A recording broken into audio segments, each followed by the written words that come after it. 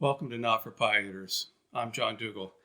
This is the third introductory video for the channel, and at the moment I can't see a need for creating more introductory videos.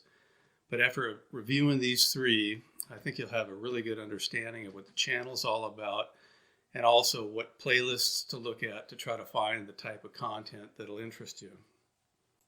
So far the channel has about 30 videos, and there will be more I continue to create.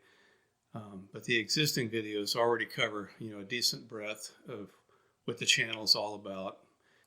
And these videos constitute the things that I wish I knew in my 20s, but that I didn't understand until, much later in life. And of those existing videos, there are two that will really stand out. This is one of them, and then there's one other. This video, we're going to cover the importance of meeting your psychological needs.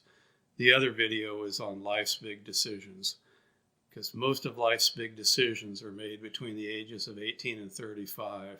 And if you get these decisions right, the chances are very good that you're going to have an absolutely, great life. At the end of this video, I'll provide a link to the video that's on life's biggest decisions. But for right now, we're going to dive into your psychological needs.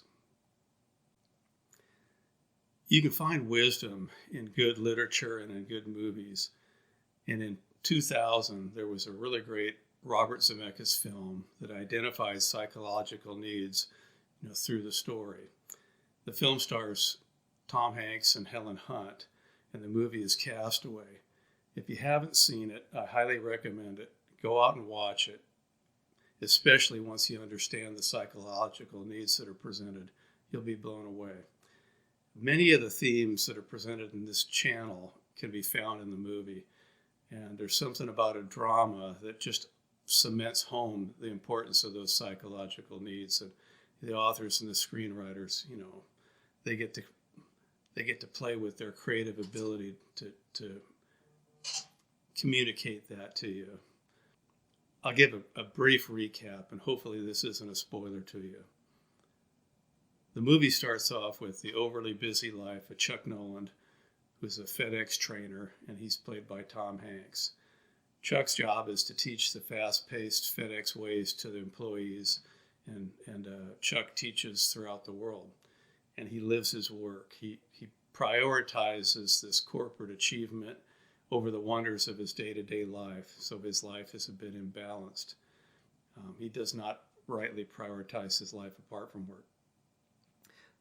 He could have had a wonderful life if he'd had the balance, and he has a great partner, Kelly Frears, who's played by Helen Hunt.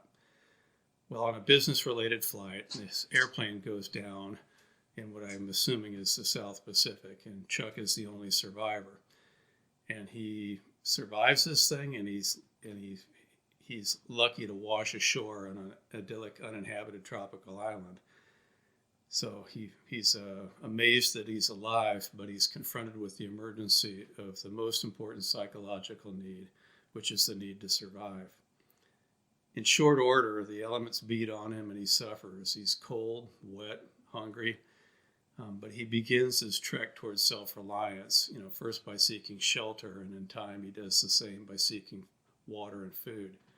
So he's trying, and he's really struggling, but, he's determined to find a way to survive. Kind of a turning point in the movie is where he learns to create fire. He's really proud of that. It's quite an accomplishment. And he's boasting, "Hey, I've created fire." And that was a really nice thing for him, because before, anything that he found, he pretty much had to eat it raw, and that was pretty gross, especially the crabs.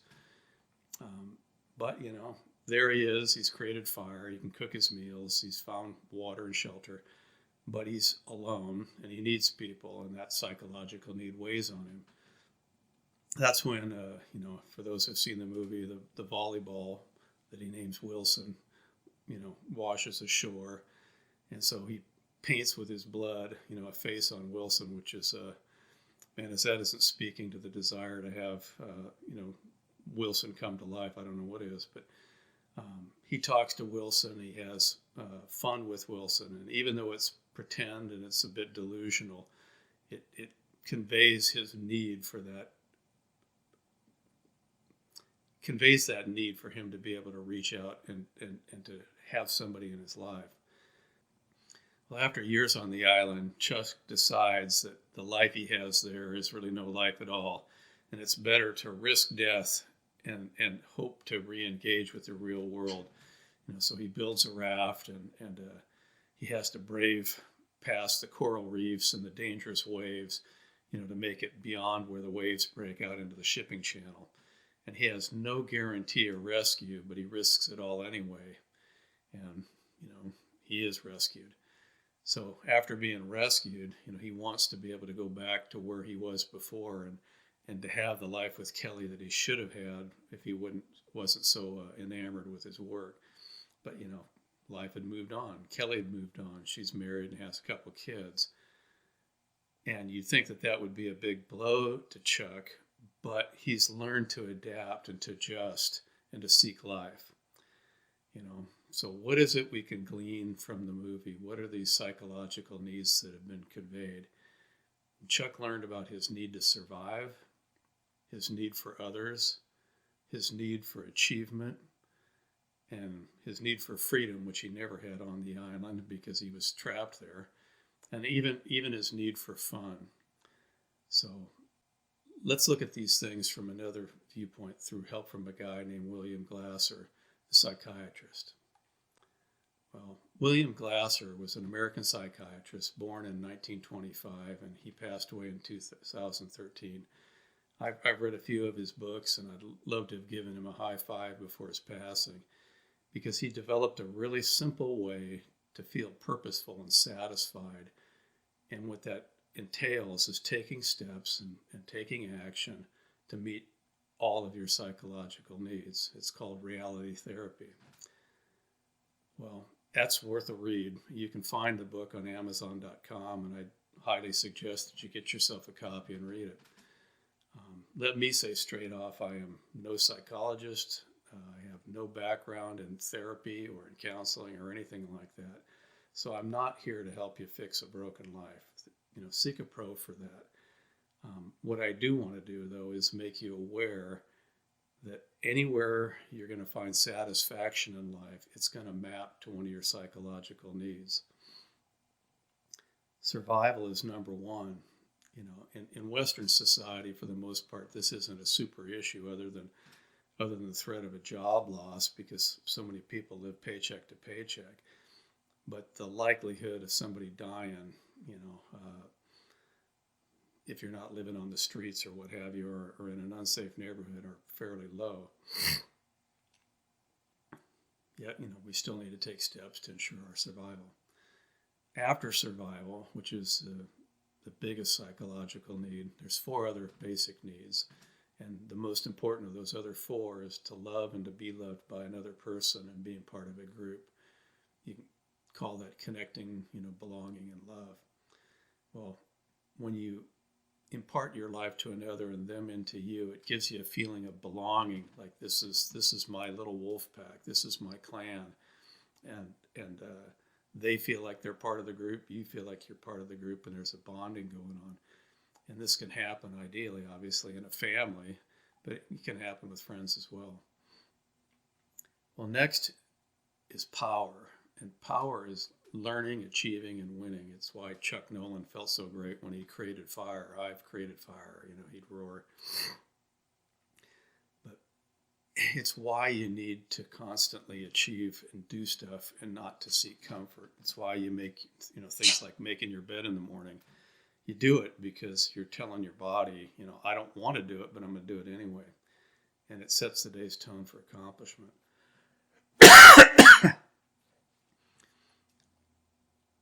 Then there's the need for freedom. It's why Chuck wasn't really satisfied in part, on the island, because he was a prisoner to the island.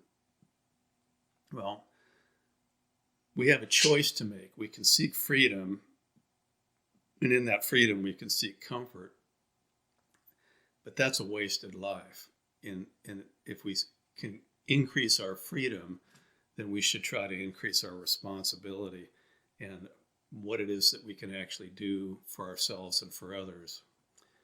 And then, the last psychological need is just simply having fun. On this channel, you'll probably hear me say multiple times, I'm going skiing, or I went skiing, or I love skiing, or something like that.